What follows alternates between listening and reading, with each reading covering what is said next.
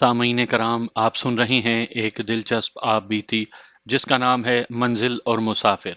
ये इस सिलसिले की किस्त नंबर 4 है। मुझे उम्मीद है आपको मेरी ये काविश पसंद आ रही होगी। आपने अगर अभी तक मेरा चैनल कहानी घर सब्सक्राइब नहीं किया तो अभी मेरे चैनल को सब्सक्राइब करके बेल नोटिफिकेशन ऑन कर लीजिए ताकि आने वाली हर नई कहानी की इत्तला बर वक्त आप तक पहुंच सके।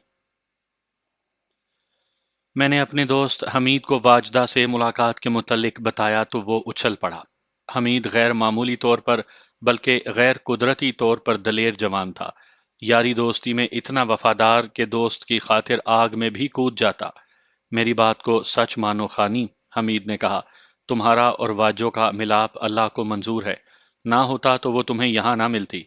तुम्हें तो मालूम ही नहीं था कि वो तुम्हारे इतनी करीब रहती है। तुम अल्लाह के इशारे पर उधर चले गए थे और वो तुम्हें नजर आ गई और उसके साथ तुम्हारी बातें भी हो गईं। इतने सूफी और वली ना बनो यार, मैंने कहा। मुझे यह बताओ कि मैं परसों रात उसके हाथ जाऊं या इस खतरे में ना पड़ूं। तुम जाओ, उसने कहा, और इस खतरे में भी पड़ो। वो ये ना कहे कि जिससे दिल लगाया था वो बुजदिल निकला। और ये भी सुन लो, मैं तुम्हारे साथ होऊंगा। तुम उसके क्वार्टर में चले जाओगे तो मैं करीब ही कहीं छुप कर देखता रहूंगा। तुम किसी मुसीबत में फंस गए तो मैं मदद को पहुंचूंगा। आम शहरी इस खतरे को नहीं समझ सकते जो मैं मोल ले रहा था। रात के वक्त किसी दूसरी बटालियन के इलाके में दाखिल होना और दाखिल भी फैमिली क्वार्टरों के इलाके में होना इतना बड़ा जुर्म था कि कोर्ट मार्शल हो सकता था, जिसमें सर्विस से तो डिसमिस होना ही था, जेल भी जाना पड़ता। फिर भी मैंने वहां जाने का फैसला कर लिया। अगले रोज शाम से कुछ देर पहले मैं और हमीद उधर गए। सामने सड़क थी, उधर गेट था। वहां हर वक्त संतरी मौजूद रहता था। चूंकि ये सिग्नल बटालियन थी इसलिए इसके बारकों और दफ्तरों के इलाके के इर्द गिर्द लोहे के खड़े पाइपों का जंगला था। एक गेट पीछे की तरफ था, वहां भी 24 घंटे संतरी मौजूद रहता। संतरी किसी को अंदर जाने से रोकते तो नहीं थे, लेकिन यह बताना पड़ता था कि किससे मिलना है। जंग लगी हुई थी। हिंदुस्तान में जर्मनी और जापान के जासूस मौजूद थे, जो जर्मनी और जापान के बाशिंदे नहीं बल्कि हिंदुस्तानी थे। इसलिए हर आने और अंदर जाने वाले को चेक किया जाता था। ये सिग्नल बटालियन थी जहां पैगामात आते जाते रहते थे, इसलिए वहां चेकिंग ज्यादा सख्त थी। हमने फैमिली क्वार्टरों के एक पहलू में जंगला देखा। एक जगह से दो पाइप निकले हुए थे। साफ पता चलता था कि यहां से गुजरने का रास्ता खुद ही बना लिया गया है। ये रास्ता ठीक है, हमीद ने कहा। रात को इधर अंधेरा भी होता होगा और वो क्वार्टर भी दूर नहीं। हम वापस अपनी बारकों में चले गए। वो रात आ गई। मैं और हमीद 9 बजे चल पड़े। थोड़ा सा तो फासला था। एक डर ये था कि आसिफ किसी वजह से घर ही ना हो। वो बीमार हो सकता है, ड्यूटी बदल भी सकती है। मत डरो यार, हमीद ने कहा। सीधे अंदर ना जाना, दरवाजे पर आहिस्ता से दस्तक देना। अगर दरवाजे में दर्ज हुई तो उसमें से अंदर देख लेना। अगर वो आता नजर आया तो भागाना। ये कोई दानिशमंदी वाला मशवरा नहीं था। मैंने वाजदा के पास जाना ही था। उसने मेरी खातिर घर वालों से मार खाई थी, अपनी अज़दवाजी जिंदगी में जहर घोल लिया था। उसने अपनी जान की भी परवाह नहीं की थी। उसने मुझसे मोहब्बत की थी और मर्दों की तरह कहा था कि वो मेरे सिवा किसी को कबूल नहीं करेगी। अब उसने मुझे बुलाया था। मैं मर्द होकर कैसे कह देता कि मैं उसके घर आने से डरता हूं। हम दोनों उस जगह पहुंचे जहां से जंगले में से किसी ने दो पाइप निकालकर रास्ता बनाया हुआ था। मैंने हमीद से कहा कि वो यहीं ठहरे, लेकिन उसने जंगले के अंदर एक दरख्त देख लिया था। ये पीपल का दरख्त था जिसका तना बहुत चौड़ा था। सड़क की बत्ती दूर थी। हमीद तने की अंधेरी तरफ खड़ा हो गया। वहां से उसे वाजदा का क्वार्टर नजर आता था। मुझे मालूम था कि ये सब एक एक कमरे के क्वार्टर हैं। मैं तीसरे क्वार्टर से 4-5 कदम दूर था कि दरवाजे से एक सर बाहर निकला। मैंने अंधेरे में पहचान लिया कि ये वाजदा है। मैं उसके करीब गया तो उसने दरवाजा खोल दिया और हमारे इलाके के रिवाज के मुताबिक बिस्मिल्लाह बिस्मिल्लाह कहकर मेरा इस्तकबाल किया। मैं अंदर गया तो उसने दरवाजा बंद करके चिटखनी चढ़ा दी। छोटा सा सहन था, जर्रा जितना बरामदा था, और तंग सा एक कमरा था। सिपाही से हवालदार तक को ऐसे ही क्वार्टर दिए जाते थे। अंग्रेज बादशाह हिंदुस्तानियों को इसी काबिल समझता था। कुत्ते के डरबे जैसे फैमिली क्वार्टर बना दिए थे। बाज पुराने फौजियों और हवालदारों के 4-4, 5-5 बच्चे होते थे। इतनी बड़ी फैमिली को भी यही डरबे जैसे एक कमरे का क्वार्टर दिया जाता था। वाजदा ने मुझे अंदर ले जाकर चारपाई पर बिठाया और मेरे पास बैठ गई। हम दोनों के जमीर पर ऐसा बोझ नहीं था کہ ہمارے تعلقات ناجائز تھے، ہماری محبت روحوں کا ملاپ تھا۔ البتہ اس گناہ کا مجھے احساس تھا کہ میں ایک شادی شدہ عورت کے پاس اس کے خاوند کی غیر حاضری میں بیٹھا ہوا تھا، لیکن جوانی میں اتنی گہرائی میں کون سوچتا ہے؟ ذرا سی دیر میں ہم دونوں بھول ہی گئے کہ ہم کہاں بیٹھے ہیں۔ مجھے آج وہ وقت اس طرح یاد ہے جیسے کل پرسوں ہم اس کوارٹر میں اکٹھے بیٹھے تھے۔ دل سے سب خوف اور خطرے نکل گئے تھے۔ واجدہ مجھے اپنی ازدواجی زندگی کی داستان سنا رہی تھی۔ کبھی اس کے آنسو نکل آتے اور کبھی وہ مسکرانے لگتی۔ اس نے وہی باتیں سنائیں جو صداقت مجھے لکھ چکا تھا۔ میں تمہیں ایک بات بتا دوں خانی، واجدہ نے کہا۔ میں نے اسے تمہارا بتا دیا تھا۔ یہ شخص میرے زیر ہو گیا اور میری باتیں ماننے لگا تو میں نے اس کے ساتھ اپنا رویہ نرم کر لیا۔ ایک روز یہ میرے پیچھے پڑ گیا کہ بتاؤ تم کسے چاہتی ہو؟ میں ٹالتی رہی۔ اس نے منت سماجت کے لہجے میں پوچھا تو میں نے اسے تمہارا نام بتا دیا اور ساتھ میں یہ کہا کہ یہ نہ سمجھنا کہ میرے اس کے ساتھ ناجائز تعلقات تھے۔ وہ میرا استاد ہے، اس لیے میرے دل میں اس کا احترام ہے، اور ہماری جو محبت ہے وہ آسمان پر چمکنے والے ستاروں کی طرح پاک اور شفاف ہے۔ وہ تو مجھے جانتا ہے، میں نے کہا۔ کبھی اس سے میرا آمنا سامنا ہو گیا تو وہ میرے ساتھ کیا سلوک کرے گا؟ وہ جیسا بھی سلوک کرے، واجدہ نے کہا، تم اس کے ساتھ اچھا سلوک کرنا۔ اگر تمہارے ساتھ روب یا دبدبے کی بات کرے اور زیادہ بدتمیزی کرے تو میری طرف سے اجازت ہے، جو بہتر سمجھو وہ کرنا۔ ہو سکتا ہے کہ تمہارے ساتھ بک بک کرے۔ یہ کہتا تھا خانی تو چھوٹی ذات کا آدمی ہے۔ میں نے اسے کہا تھا کہ ہم اونچی ذاتوں والوں میں نیچ پن ہوتا ہے، کہ خانی کی ذات ہم سے نیچے ہے لیکن وہ بہت اونچا آدمی ہے۔ اب یہ بتاؤ کہ ہم کیا کریں گے؟ میں نے پوچھا۔ تم نے کیا سوچا ہے؟ اس کے ساتھ بنا کر رکھو یا ادھر ادھر ہو جاؤ؟ جب دل ہی کہیں اور ہو تو بنا کر کیسے رکھوں؟ واجدہ نے کہا۔ یہ خدا کی ذات نے مجھ پر رحم کیا ہے کہ اس اکھڑ آدمی کو میرے آگے جھکا دیا۔ باقی رہا ادھر ادھر کا معاملہ، یہ فیصلہ تم کرو گے۔ میں وہی ہوں جو پہلے تھا، میں نے کہا۔ میں نے تمہیں کہہ دیا ہے کہ میں شادی نہیں کروں گا۔ میرے گھر میں تم آؤ گی یا کوئی نہیں آئے گا؟ دروازے پر دستک ہوئی، ہم دونوں چونک اٹھے۔ یہ کون ہے؟ واجدہ نے پوچھا۔ میرا دوست ہوگا، میں نے کہا۔ وہ میرے ساتھ آیا ہے، جنگلے کے قریب پیپل کے نیچے کھڑا ہے۔ دستک پھر ہوئی۔ آصف ہی نہ ہو؟ واجدہ نے کہا۔ تم اس چارپائی کے نیچے ہو جاؤ، وہ ہوا تو جلدی چلا جائے گا۔ میں چارپائی کے نیچے ہو گیا۔ واجدہ نے چارپائی پر بچھی چادر کو اور نیچے کر دیا۔ دوسری طرف سے چارپائی دیوار کے ساتھ لگی ہوئی تھی۔ واجدہ دروازہ کھولنے چلی گئی۔ وہ واجدہ کا خاوند آصف تھا۔ کہتا آ رہا تھا کہ تم شاید گہری نیند سو گئی تھی۔ میں نے 2 3 دفعہ دروازہ کھٹکھٹایا تھا۔ واجدہ یہ کہتی ہوئی کمرے میں داخل ہوئی کہ میری ایسی آنکھ لگی کہ ہوش ہی نہ رہا۔ ڈیوٹی ہو گئی؟ واجدہ نے پوچھا۔ ہو کہاں گئی، آصف نے کہا۔ ساری رات کی ڈیوٹی ہے، تمہیں دیکھنے آ گیا ہوں۔ وہ بڑے اچھے موڈ میں تھا، بلکہ رومانی موڈ میں۔ کچھ دیر رکو گے نا؟ واجدہ نے پیار سے پوچھا۔ تھوڑی دیر، آصف نے کہا۔ پہلے کبھی میں ڈیوٹی چھوڑ کر نہیں آیا تھا، آج معلوم نہیں کیا ہوا کہ اچانک دل گھبرانے لگا اور پھر اس طرح محسوس ہونے لگا جیسے کوئی بہت بری خبر آ رہی ہے یا کچھ ہونے والا ہے۔ بار بار خیال تمہاری طرف جاتا تھا۔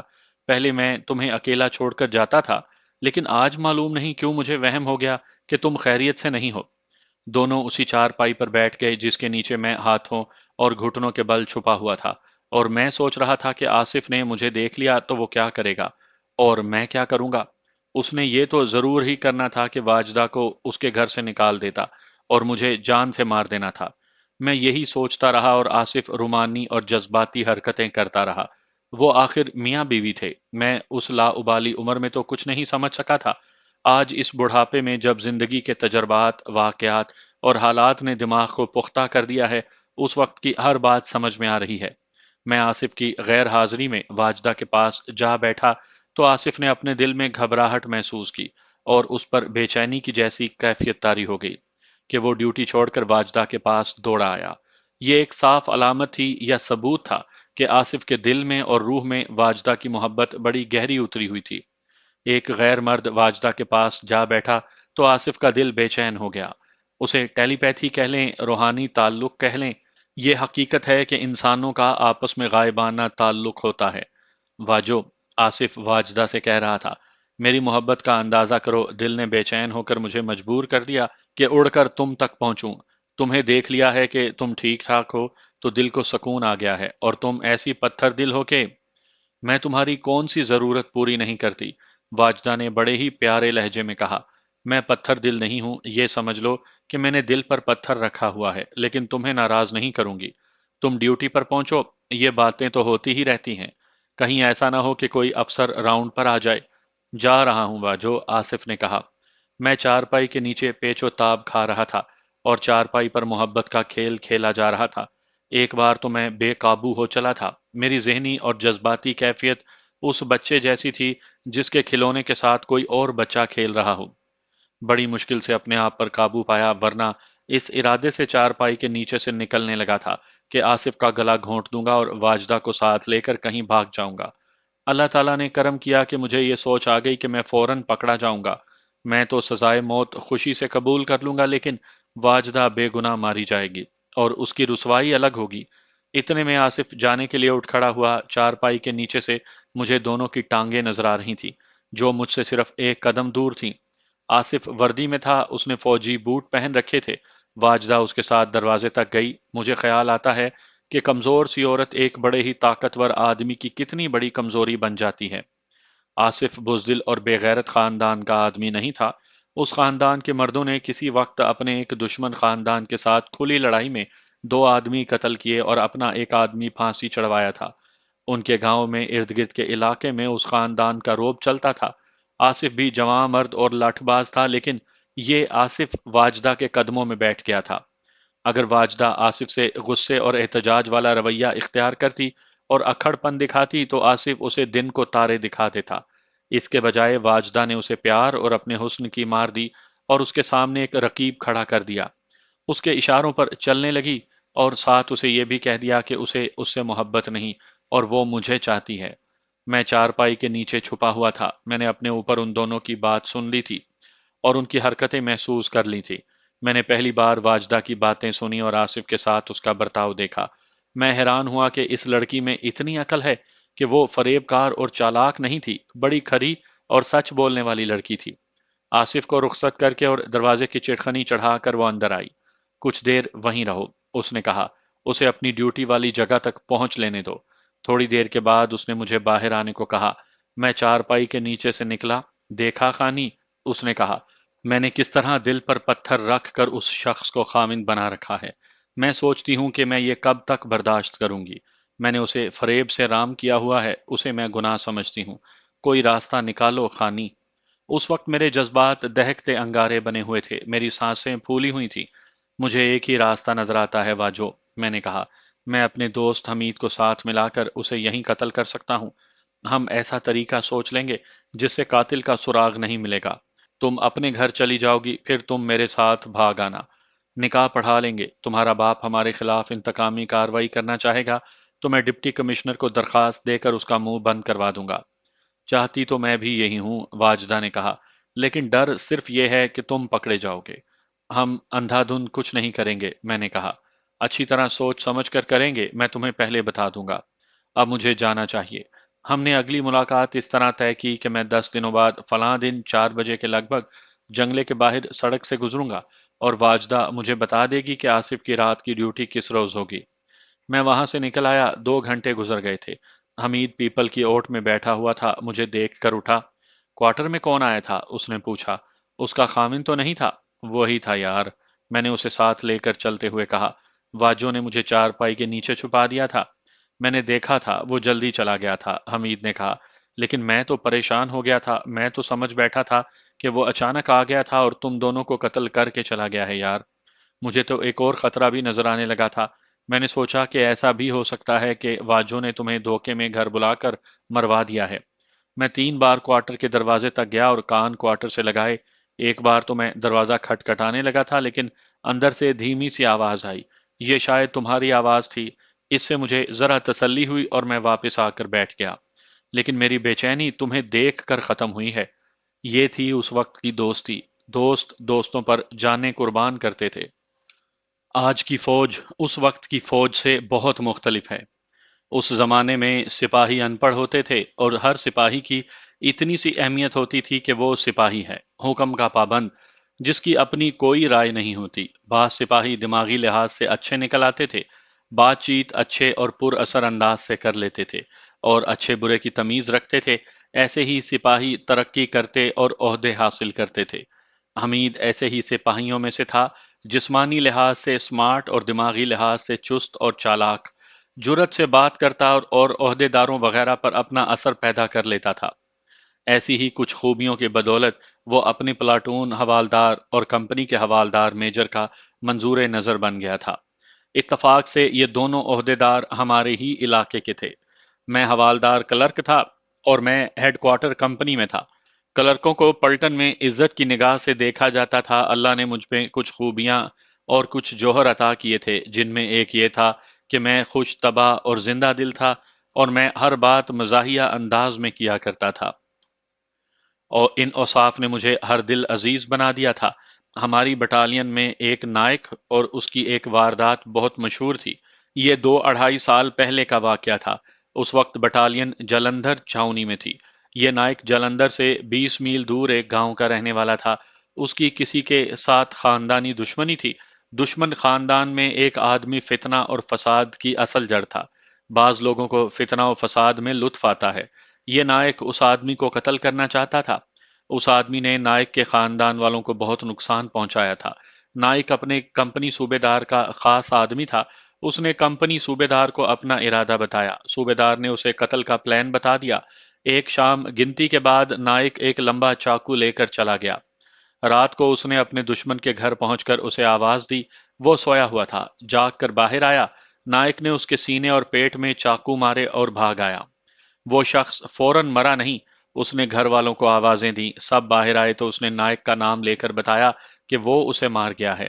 اسے اٹھا کر تھانے لے گئے۔ وہاں تک وہ زندہ رہا۔ تھانے دار کو بیان دے کر مرا۔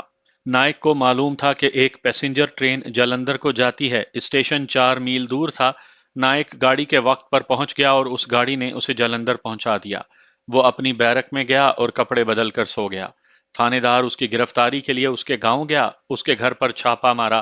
گھر والوں نے کہا کہ وہ تو گھر آیا ہی نہیں۔ گاؤں کے کسی بھی مرد، عورت یا بچے نے نہیں کہا کہ وہ گاؤں میں دیکھا گیا تھا۔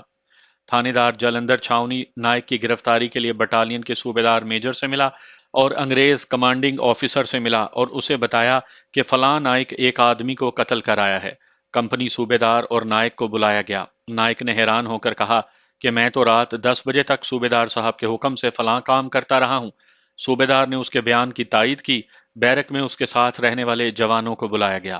سب نے کہا کہ یہ تو صوبے دار صاحب کا بتایا ہوا کام کر کے سو گیا تھا اور صبح اپنے بستر سے اٹھا تھا۔ کمانڈنگ آفیسر نے تھانے دار کو چلتا کیا اور قتل ہضم ہو گیا۔ خانی بھائی، ایک روز حمید میرے پاس آیا اور کہنے لگا، میں اس نائک سے ملا ہوں اور اس سے پوری واردات سنی ہے۔ اب ذرا تم میری بات پر غور کرو اور مجھے مشورہ دو۔ میں نے اس شاہ جی کے ساتھ حساب برابر کرنا ہے۔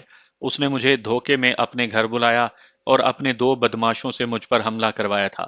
میں ٹریننگ سینٹر سے 5 دنوں کی چھٹی گھر گیا تھا تو عائشہ نے مجھے بتایا تھا کہ وہ ابھی تک اس کے ہاتھ نہیں آئی اور شاہ جی اس کے ماں باپ کو پریشان کرتا رہتا ہے۔ اب اس نے عائشہ کو دھمکی دی تھی کہ وہ اسے اپنے بدماشوں سے اغوا کروا لے گا۔ تمہارا ارادہ کیا ہے؟ میں نے اس سے پوچھا۔ کیا تم اس نائک جیسی واردات کرنا چاہتے ہو؟ نہیں، اس نے جواب دیا، میں شاہ کو قتل نہیں کروں گا، اس کے ساتھ کوئی اور سلوک کروں گا۔ تم نے خود بھی تو کچھ سوچا ہوگا۔ میں نے کہا، اکیلے جاؤ گے؟ نہیں، اس نے کہا، تم میرا ساتھ دو گے؟ میں نے جو سوچا ہے وہ بتاتا ہوں، پہلے یہ بتاؤ کہ میرا ساتھ دو گے؟ یہ بھی کوئی پوچھنے والی بات ہے یار، میں نے کہا، میں نے تمہیں بھائی بنایا ہے۔ پھر ہو گیا کام، اس نے کہا، شام گنتی کے بعد یہاں سے نکل جائیں گے، بس مل جائے گی، تمہارے شہر یعنی قصبے میں اتریں گے، وہاں سے میرا گاؤں 7 8 میل دور ہے، پیدل چلیں گے، شاہ کے گھر تک جائیں گے، باہر والی دیوار پر چڑھنا اور اندر اترنا کوئی مشکل نہیں، شاہ کو جگا کر باہر لے آئیں گے، مار پٹائی کریں گے، اس کے کپڑے اتار کر گھر سے دور درخت کے ساتھ باندھ دیں گے اور واپس آ جائیں گے۔ رات 2 بجے ریل گاڑی تمہارے اسٹیشن سے گزرتی ہے، یہ گاڑی ہمیں 1.5 گھنٹے میں واپس لے آئے گی۔ یار یہ نہ سمجھ لینا کہ میں تمہارا ساتھ نہیں دینا چاہتا، میں نے کہا، اصل میں بات یہ ہے کہ یہ واردات اتنی آسان نہیں جتنی تم سمجھ رہے ہو۔ یہ سوچو کہ شاہ گھر میں اکیلا نہیں ہوگا، اس کی بیوی اور بچوں کا ڈر تو نہیں؟ ہو سکتا ہے کہ اس نے 1 2 بدماش ڈیوڑی میں سلائے ہوئے ہوں۔ ہاں خانی، حمید نے کہا، بدماشوں کی تو میں نے سوچی ہی نہیں اور نہ ہی سوچوں گا۔ ایک اور خطرہ یاد آ گیا، شاہ کا رکھوالا کتا، وہ مشہور ہے، میں نے یہ کتا دیکھا ہے، بولی نسل کا خون خوار کتا ہے۔ شاہ رات کو اسے کھول دیتا ہے اور یہ کتا کسی کو مکان کے قریب سے گزرنے ہی نہیں دیتا۔ حمید سوچ میں پڑ گیا، کچھ دیر کے بعد بولا، اس کا بندوبست ہو جائے گا۔ جوانی میں دماغ میرا بھی کچھ ایسا ہی تھا۔ میری فطرت ایڈونچر کو بہت پسند کرتی تھی، جسے اردو میں شاید مہم جوئی کہتے ہیں۔ لیکن اللہ نے عقل بھی عطا کی تھی۔ اندھیرے میں جانے سے پہلے میں سوچ لیا کرتا تھا کہ اندھیرے میں کیا ہے، مطلب یہ کہ میں کوئی کاروائی اندھا دھند نہیں کیا کرتا تھا۔ میں نے حمید سے کہا کہ میں اس کا ساتھ دوں گا، لیکن ہر خطرے کا پہلے بندوبست کر کے چلیں گے۔ انگریزوں کی حکومت میں جنگ عظیم سے پہلے فوج میں سپاہی کو بھی ٹھوک بجا کر بھرتی کیا جاتا تھا۔ چند ایک ذاتوں کو ترجیح دی جاتی تھی۔ بھرتی ہونے والے کے گاؤں کے نمبردار سے اور اس علاقے کے تھانے سے چال چلن اور ذات کی تصدیق کروائی جاتی تھی۔ جسمانی صحت اور قد وغیرہ کا بڑا سخت معیار تھا۔ اگر معیار نہیں تھا تو تعلیم کا نہیں تھا۔ سپاہی کورے ان پڑھ ہوتے تھے، انہیں فوجی روبوٹ یعنی مشینی انسان بنا دیا جاتا تھا۔ پھر ان سپاہیوں کی سوچیں بھی فوجی بن جاتی تھی۔ وہ انگریز کو بادشاہ، انداتا اور خدا سمجھنے لگتے تھے۔ جنگ عظیم شروع ہوئی تو انگریز کی بادشاہی تباہ و برباد ہونے لگی۔ ادھر جاپانی فوجوں نے سنگاپور، ملایا اور برما پر قبضہ کر لیا اور ہندوستان خطرے میں آ گیا۔ جنگ سے پہلے کے تندرست اور توانا جوان محاذوں پر مارے گئے یا جاپانیوں نے تھوک کے حساب سے جنگی قیدی بنا لیے۔ انگریزوں نے بھرتی کے تمام معیار نظر انداز کر دیے اور جو آیا اسے بھرتی کر لیا۔ نہ قد دیکھا، نہ چھاتی اور نہ صحت دیکھی۔ میری بٹالین میں 2 نئے سپاہی ٹریننگ کر کے آئے۔ ایک میں یہ نقص تھا کہ وہ چلتا تھا تو اس کے ٹخنے آپس میں ٹکراتے تھے اور دوسرے کے گھٹنے ٹکراتے تھے۔ دبلے، لاغر اور مریل سے جوانوں کو بھی بھرتی کیا جا رہا تھا۔ اس بھرتی کو بڑا موزوں نام دیا گیا تھا، گن فوڈر، جس کے لفظی معنی ہیں کہ توپوں کا چارہ۔ توپوں کو کھلانے کے لیے ہرے پٹھے، مطلب یہ کہ اس قسم کی غیر معیاری بھرتی کا استعمال یہ تھا کہ دشمن کی توپوں کا نشانہ بنے گی اور دشمن کا ایمونیشن ضائع ہوگا اور اس کی پیش قدمی کی رفتار تیز نہیں ہو سکے گی۔ یہ تو جسمانی لحاظ سے کمزور اور ناقص جوان تھے۔ ایسے جوان بھی بھرتی کر لیے گئے جو اخلاقی لحاظ سے ناقص تھے۔ ان میں ایسے جوان بھی تھے جو پولیس کو مطلوب تھے۔ وہ چوری اور ڈکیتی کی وارداتیں کر کے آئے تھے۔ ہماری بٹالین کی سکھ کمپنی میں ایک سکھ سپاہی دو آبے یعنی مشرقی پنجاب کے علاقے کے بڑے مشہور ڈاکو اتم سنگھ عرف اتو کا بالکا تھا۔ ڈاکہ زنی کی ایک واردات میں مطلوب تھا، وہ بھاگ کر بھرتی ہو گیا تھا۔ ان جرائم پیشہ جوانوں کا ذکر اس لیے کیا ہے کہ ان میں 2-3 نے بڑی دلچسپ بات سنائی تھی۔ کسی بڑے گھر میں ڈاکہ زنی یا نقب زنی کی واردات کرنی ہو اور وہاں رکھوالی والا خون خوار کتا ہو تو ڈاکو اس کو اس طرح قابو میں لاتے ہیں کہ بھینس یا بیل کا سینگ کسی مردار سے کاٹ لاتے ہیں۔ خشک سینگ کہیں نہ کہیں سے مل ہی جاتا ہے، اس میں گوشت یا قیمہ بھر کر ساتھ لے جاتے ہیں۔ جس مکان میں واردات کرنی ہو اس کے قریب جا کر سینگ کتے کے آگے پھینک دیتے ہیں۔ کتا سینگ میں سے گوشت نکالنے میں مگن ہو جاتا ہے۔ سینگ میں سے گوشت یا قیمہ نکلتا نہیں اور کتا اسے چھوڑتا بھی نہیں۔ ڈاکو بڑے آرام سے اپنا کام کر جاتے ہیں۔ اتم سنگھ اتو کے بالکے نے بتایا کہ سینگ نہ ملے تو بانس کا 1 یا 1.5 فٹ لمبا ٹکڑا لے لو۔ بانس اندر سے کھوکھلا ہوتا ہے، اس کا ایک سرا بند کر دو اور دوسرے میں گوشت یا چھیچڑے اس طرح دبا دو کہ آسانی سے نکل نہ سکیں۔ یہ کتے کے آگے پھینک دو تو کتا دنیا جہان کو بھول کر بانس سے گوشت نکالنے میں لگ جاتا ہے۔ بانس کو اچھالتا ہے اور اسے کوئی زندہ چیز سمجھ کر اس سے لڑتا ہے۔ اتو کہتا تھا کہ اس نے اس طرح ڈکیتی کی 2 وارداتیں کی تھیں۔ حمید کا تو یہ عالم تھا کہ یہ طریقہ معلوم ہو جانے پر خوشی سے پھولا نہیں سماتا تھا۔ اس نے شاہ جی سے انتقام لینے کا بڑا ہی پکا ارادہ کر لیا تھا۔ میں خود بھی ان پیروں اور عاملوں اور شاہ صاحبوں سے بدظن ہو چکا تھا۔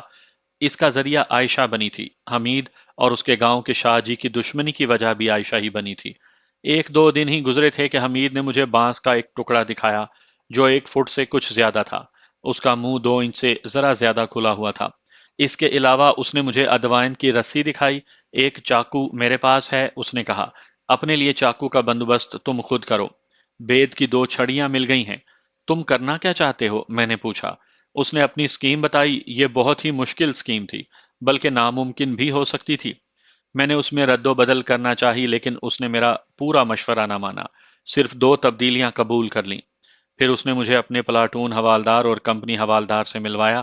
میں چونکہ حوالدار کلرک تھا اس لیے یہ دونوں حوالدار میرے ساتھ عزت سے پیش آئے۔ وہ ہمارے ہی علاقے کے رہنے والے تھے۔ ان سے پتا چلا کہ حمید ان کے ساتھ بات کر چکا ہے اور دونوں اس کے ساتھ پورا پورا تعاون کرنے کے لیے تیار ہیں۔ میں نے انہیں یقین دلایا کہ میں اس کا ساتھ دوں گا۔ ہم سب نے آپس میں جو باتیں کی اور اسکیم کو جو آخری شکل دی وہ بتانے کی ضرورت نہیں۔ میں سناؤں گا کہ اس اسکیم پر میں نے اور حمید نے کس طرح عمل کیا۔ سب سے بڑی مشکل یہ تھی کہ ہم رات کے وقت بیرکوں میں سے غیر حاضر نہیں ہو سکتے تھے۔ فوجی قانون کے تحت یہ جرم تھا۔ ہم حکمن مچھردانیاں لگا کر سوتے تھے۔ میں جس بیرک میں رہتا تھا اس میں سب حوالدار کلرک تھے۔ فوج میں یہ خوبی ہوا کرتی تھی، معلوم نہیں اب ہے یا نہیں، کہ ساتھی ایک دوسرے کی بہت مدد کیا کرتے تھے۔ ہم نے جس رات غائب ہونا تھا اس شام گنتی کے بعد میں نے اپنے 3 4 ساتھیوں سے کہا کہ میری والدہ بیمار ہے، آج ہی خط آیا ہے، میں ابھی غائب ہو جاتا ہوں۔ بس مل جائے گی جو مجھے 1 گھنٹے میں گھر پہنچا دے گی۔ 3 4 گھنٹے ماں کے پاس رہوں گا، 2 بجے کی پیسنجر ٹرین سے واپس آ جاؤں گا۔ میرے ساتھیوں نے تسلی دی کہ کچھ نہیں ہوگا، تم جاؤ، خیال یہ رکھنا کہ صبح 4 بجے سے پہلے پہلے آ جانا۔ ادھر حمید کو پلاٹون حوالدار اور کمپنی حوالدار میجر نے تسلی دلاسا دے کر بھیج دیا۔ ہم دونوں الگ الگ بٹالین کی حدود سے نکلے اور بہت دور جا کر اکٹھے ہوئے۔ حمید نے دن کے وقت بڑا گوشت لانگری کے ہاتھ منگوا لیا تھا جو کپڑے میں بندھا ہوا اس کے پاس تھا۔ اس کے پاس ایک تو ادوائن تھی اور بید کی پتلی سی 2 چھڑیاں۔ جنگ سے پہلے یہ چھڑی ہر جوان کو ملتی تھی۔ جنگ شروع ہوئی تو جوانوں سے چھڑیاں واپس لے لی گئیں۔ حمید حوالدار سے 2 چھڑیاں لے آیا تھا۔ ہم دونوں کے پاس چاقو تھے، حمید کے پاس بانس کا ٹکڑا بھی تھا۔ اس علاقے میں تھوڑے فاصلے کے لیے لاریاں چلتی تھیں۔ تھوڑے ہی عرصہ پہلے لمبے فاصلوں کے لیے لاہور کے 2 ٹرانسپورٹروں نے بس سروس شروع کی تھی۔ ان کے اڈے الگ الگ تھے۔ ہم ایک اڈے پر گئے لیکن بس میں جگہ نہ ملی۔ دوسرے اڈے پر گئے، بس چلنے والی تھی، ہم دونوں کو جگہ مل گئی، زیادہ انتظار نہ کرنا پڑا، ہم بس میں بیٹھے اور بس چل پڑی۔ 30 میل سے ذرا کم ہی فاصلہ تھا۔ بس نے 1 گھنٹہ اور 15 20 منٹ میں میرے قصبے میں پہنچا دیا۔ رات کا پہلا پہر تھا۔ اڈے پر 3 آدمی مجھے پہچاننے والے تھے۔ میں منہ چھپا کر وہاں سے نکل آیا۔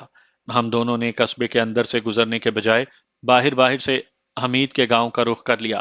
ہم بہت تیز چل رہے تھے۔ راستے میں چلتے چلتے حمید نے بانس میں گوشت بھر لیا۔ حمید کا گاؤں آ گیا۔ شاہ کا گھر گاؤں سے الگ تھلگ تھا۔ گاؤں اور شاہ کے مکان کے درمیان قبرستان تھا۔ ہم اس طرف چل پڑے۔ میں کئی بار کہہ چکا ہوں کہ ہم بہت دلیر اور نڈر تھے، لیکن ہم جن بھوت نہیں تھے۔ جوں جوں شاہ کا گھر قریب آ رہا تھا میرے دل کی دھڑکنیں تیز اور بے قاعدہ ہوتی جا رہی تھی۔ مجھے پوری امید تھی کہ لینے کے دینے پڑ جائیں گے۔ یہ ضروری نہیں تھا کہ شاہ کا کتا گوشت کے دھوکے میں آ جائے۔ مجھے یہ خطرہ بھی نظر آ رہا تھا کہ شاہ کے گھر سے 2 3 آدمی اٹھیں گے اور ہم دونوں کو پکڑ لیں گے۔ پہلے خود ہماری ہڈیاں توڑیں گے، پھر تھانے لے جائیں گے۔ بٹالین سے ہم غیر حاضر ہوں گے تو ہمیں بھگوڑا قرار دے کر ہمارے تھانوں کو اطلاع دی جائے گی۔ جنگ کے دوران بھگوڑا ہونا سنگین جرم تھا، کم از کم سزا 2 سال تھی۔ میں آج اس وقت کو یاد کرتا ہوں تو کانپ سا جاتا ہوں اور سوچتا ہوں کہ جوانی عقل پر پردہ ڈال دیا کرتی ہے۔ یہی کہتا ہوں کہ میں جوانی میں بہت بے وقوف ہوا کرتا تھا۔ پھر ہوا یہ کہ ہم شاہ کے گھر سے ذرا دور ہی تھے کہ اس کا کتا غراتا ہوا ہماری طرف آیا۔ اندھیرے میں بھی شاہ کے گھر کی 4 دیواری نظر آ رہی تھی۔ ہم نے اس دیوار پر چڑھنا اور اندر جانا تھا۔ شاہ کو اٹھا کر باہر لانا تھا۔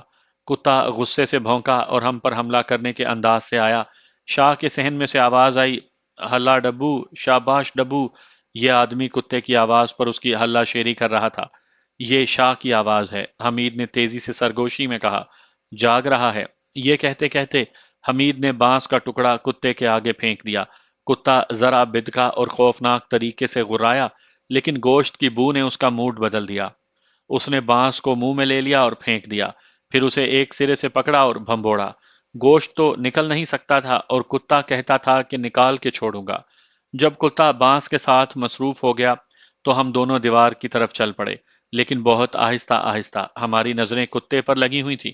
خطرہ یہ تھا کہ ہمیں مکان کے قریب دیکھ کر کتا بانس کو چھوڑ کر ہم پر حملہ کر دے گا۔ ہم ڈرتے ڈرتے اس کی طرف دیکھتے دیوار کے قریب چلے گئے۔ یکلخت کتے کی ایسی آواز آئی جیسے کتے آپس میں لڑتے وقت نکالتے ہیں۔ افق سے چاند ابھر رہا تھا۔ اس کی روشنی میں ہمیں کتا بانس کے ٹکڑے کے ساتھ لڑتا دکھائی دیا۔ بانس اچھلتا اور گرتا تھا اور کتا شاید اسے کوئی زندہ چیز سمجھتا تھا۔ اس کی غسیلی آواز اونچی ہوتی جا رہی تھی۔ مکان کے اندر صحن سے آواز آئی، اوئے کون ہے تیرے ساتھ؟ پھر چلتے قدموں کی آہٹ سنائی دی۔ مکان کا دروازہ دوسری طرف تھا۔ دروازے کی زنجیر اترنے کی آواز آئی، دروازہ کھلا، ہم دونوں دیوار کے ساتھ ساتھ دروازے کے قریب ہو گئے۔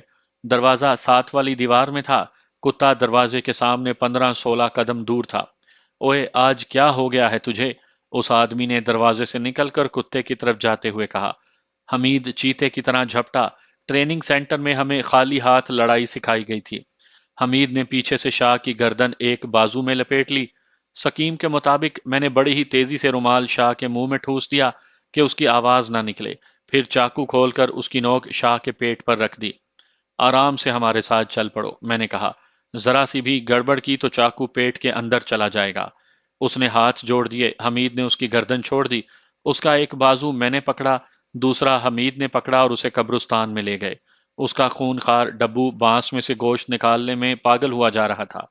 چاند ذرا اوپر آ گیا تھا، ہمیں کچھ دور سے دیکھا جا سکتا تھا۔ قبرستان کے درمیان میں ایک مقبرہ اور اس کے ساتھ ککر اور پھلاہی کے 3-4 درخت تھے۔ ہم شاہ کو وہاں لے گئے۔ وہ مقبرے کی اوٹ میں تھا، اس لیے چاندنی نہیں تھی۔ ہم نے شاہ کے کپڑے اتار کر بالکل برہنہ کر دیا تھا۔ حمید نے ادوائن کھولی، اس سے اس کے ہاتھ آگے کو باندھے، اس رسی سے اس کے پاؤں باندھے۔ چل میرے بھائی، حمید نے مجھے کہا، اگلا کام شروع کر دے۔ اس نے شاہ کے پہلو میں ہو کر بید کی چھڑی کی اتنی زوردار ضرب شاہ کی پیٹھ پر لگائی کہ شاہ کے منہ میں رومال ٹھسا ہوا تھا، پھر بھی اس کی آواز سنائی دے رہی تھی جیسے بکرا ذبح ہو رہا ہو۔ تم نے مجھے دھوکے میں گھر بلا کر مجھ پر اپنے بدماش چھوڑے تھے، حمید نے شاہ سے کہا اور بید کی ایک اور ضرب لگائی۔ میں بھی اسے بید مارنے لگا۔ وہ منہ کے بل گرا۔ مجھے یاد نہیں کہ میں نے اور حمید نے اس کی پیٹھ پر کتنے بید مارے۔ مجھے اندازہ تھا کہ اس بید کی ضرب کتنی شدید ہوتی ہے، اور صرف ایک ضرب انسان کا کیا حال کر دیتی ہے۔ یوں درد ہوتا ہے جیسے کسی نے تیز چھری یا چاقو سے لمبا کٹ لگا دیا ہو۔ شاہ جس طرح تڑپا تھا وہ میں لفظوں میں بیان نہیں کر سکتا تھا۔ حمید ساتھ ساتھ کہتا جا رہا تھا، تو نے مجھے اپنے بدماشوں سے مروانا چاہا تھا۔ تو عائشہ کی عزت کے پیچھے پڑا ہوا ہے۔ بلا اپنے جنوں اور چڑیلوں کو۔ تجھ میں خدائی طاقت ہے تو ہمارے ہاتھ روک لے۔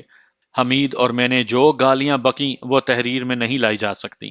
ہم نے اسے اٹھایا، اس کے منہ سے رومال نکالا، اس کا منہ کھلا ہی رہا۔ میں تو سمجھا کہ وہ مر گیا، لیکن اس نے منہ بند کیا، اسے سہارا دے کر کھڑا کیا۔ حمید نے اس کے پاؤں کھول دیے اور وہ پیچھے مقبرے کے سہارے کھڑا ہو گیا۔ اوئے ظالموں، اوئے ظالموں، اس کی سسکیاں سنائی دیں۔ پانی پلا دو۔ پلائیں گے شاہ جی، حمید نے طنزیہ کہا۔ پانی کے ساتھ ہم شیرینی اور نذرانہ بھی پیش کریں گے۔ زیادہ مت رکو یار، میں نے کہا۔ اس کی شہ رگ پر چاقو پھیرو اور چلو۔ ہم نے اسے قتل نہیں کرنا تھا، صرف ڈرانا تھا۔ وہ تڑپنے لگا۔ مجھے بخش دو حمید۔ اس نے حمید کو پہچان لیا تھا۔ سسک سسک کر کہنے لگا، مجھے زندہ رہنے دو، میرے چھوٹے چھوٹے بچوں پر رحم کرو۔ میری بیٹی جوان ہو رہی ہے، اس کا دنیا میں کوئی نہیں رہے گا۔ بیدوں کی اتنی زیادہ، اتنی شدید ضربیں کھا کر بھی وہ ہوش میں تھا۔ اس کی صحت سرکاری سانڈ جیسی تھی، لال سرخ آدمی تھا۔ عمر 35-36 سال ہوگی۔ وہ اس علاقے کا خدا بنا ہوا تھا۔ بڑے بڑے راجے اسے جھک کر سلام کرتے تھے۔ موت کا نام سن کر وہ پوری طرح ہوش میں آ گیا تھا۔ اس سے اچھی طرح بولا نہیں جاتا تھا، کراتا زیادہ اور بولتا کم تھا۔ پھر وہ رو پڑا اور بہت ہی دبی ہوئی کربناک آواز میں بولا، قتل نہ کرنا۔ اب میری بات سن شاہ، حمید نے کہا۔ ہم نے تجھے قتل کرنا تھا، لیکن تو نے اپنے بچوں کا واسطہ دیا ہے۔ میں تیرے بچوں پر رحم کرتا ہوں۔ تو نے جو کام کرنے ہیں وہ سن لے۔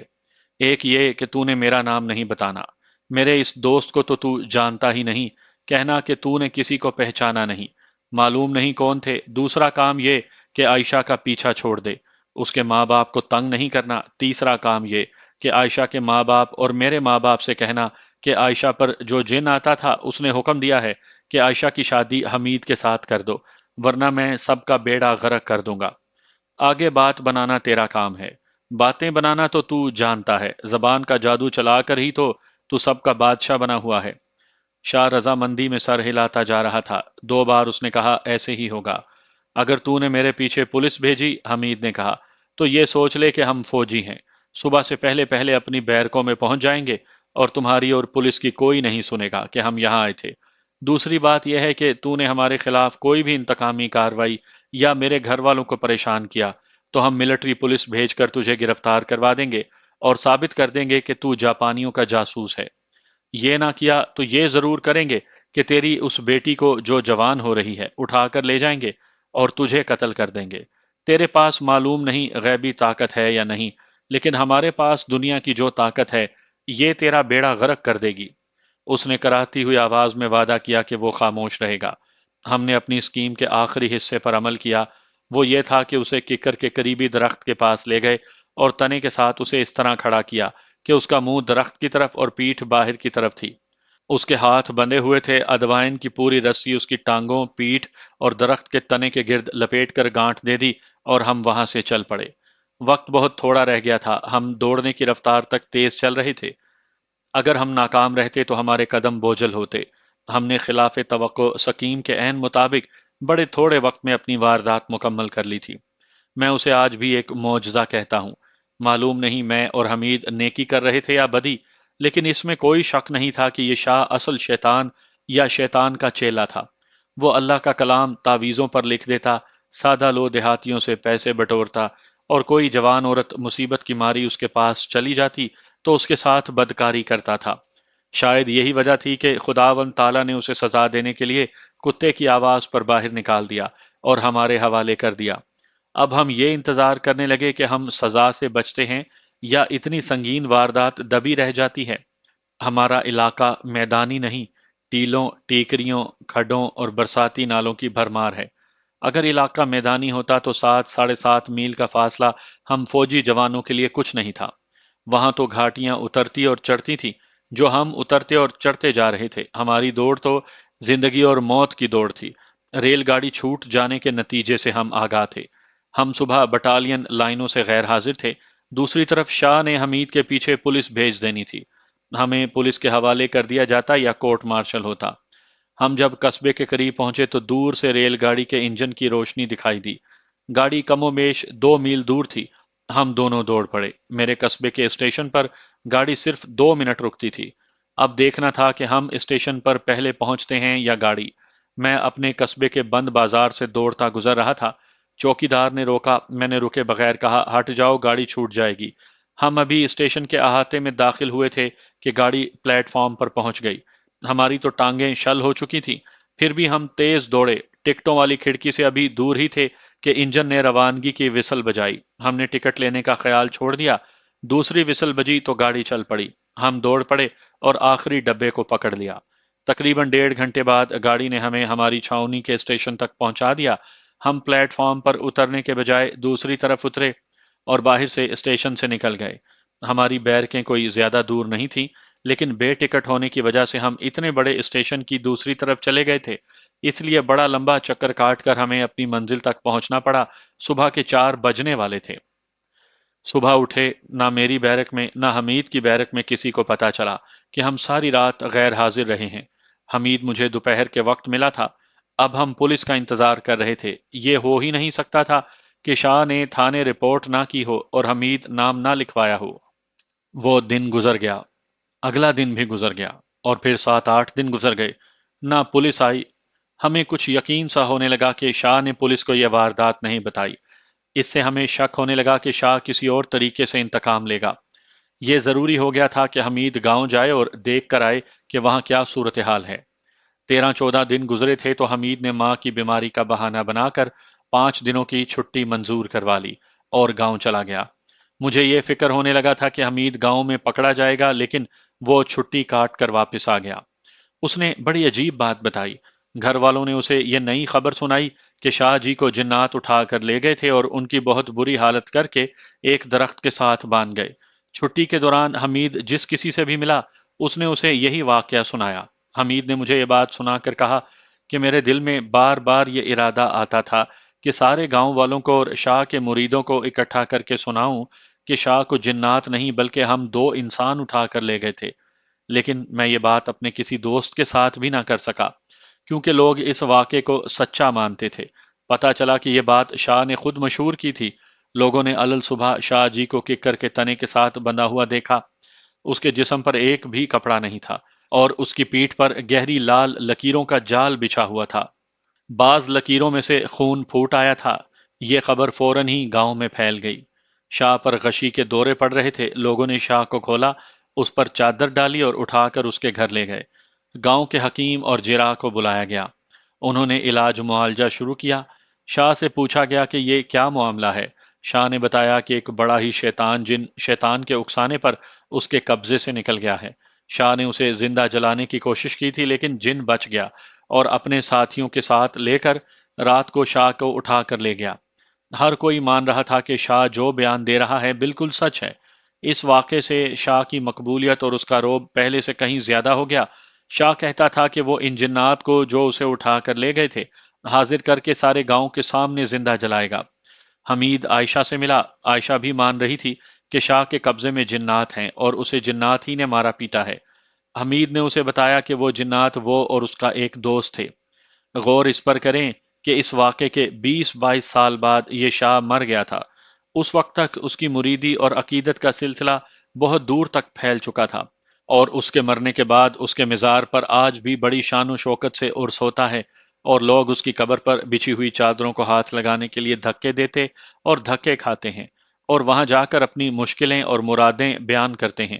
لوگوں نے اس کے مزار کے ساتھ معجزہ نما کرامتیں گڑھ رکھی ہیں۔